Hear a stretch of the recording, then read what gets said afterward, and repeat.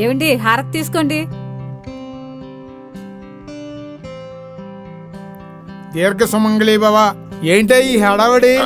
హడావిడి అంటారేంటండి, ఎప్పుడూ చేసేది కదా, వారానికి ఒకసారి. ఏ సునందా, మంచిగా ఉన్నారనుకునే లోపే ఏదోటి అనుకుంటారు. ఎప్పుడు మారుతారో ఏంటో. వినబడుతుందా? పెద్ద సౌండ్ మాస్టర్ లాగా ఉన్నావేంటే? ఏయ్, మా అత్తయ్య గారు మరీను పిలిచినా గాని పలకట్లేదు. అత్తయ్య గారు మామయ్య గారు అంతలా పిలుస్తున్నారు కదా. ఏంటండి పిలిచారా? పిలవలేదు, పిల్లను గ్రోవ్ ఊతున్నాను. ఆహా, మీకు పిల్లని గ్రోవ్ కూడా ఊదడం వచ్చా? ఈ వేటగారాలే వద్దంటున్నాను. ఏంటో మీకు వయసు పెరిగే కొద్దీ పరాచకాలు ఎక్కువైంది. ఇంతకే ఎందుకు పిలిచారో చెప్పండి, నాకు వంటగదిలో బోల్డంత పని ఉందా.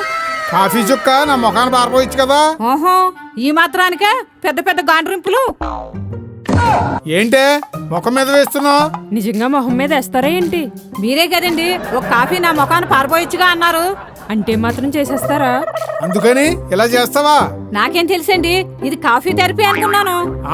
నువ్వు ముందే అనుకుంటావు. చూడండి, పతియే ప్రత్యక్ష దైవం అన్నారు పెద్దలు. నా పతి ఏది చెప్తే అది తూచా తప్పకుండా పాటిస్తాను, అంతే. నీ పతి తగలయ్యా. నన్నేమైనా అంటే పడతాను గాని నా పతి భక్తిని కించమరిస్తే ఊరుకోను నేను. అంటున్నది నీ పతేగా. అయినా సరే నేను ఊరుకోనండి. ఊరుకోపోతే ఊరంతా ఊరేగుతావా ఏంటి?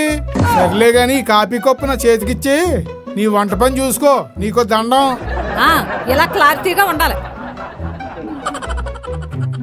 టైంకి మావయ్య గారు చూసుకున్నారు కాబట్టి సరిపోయింది, లేకపోతే అమ్మో.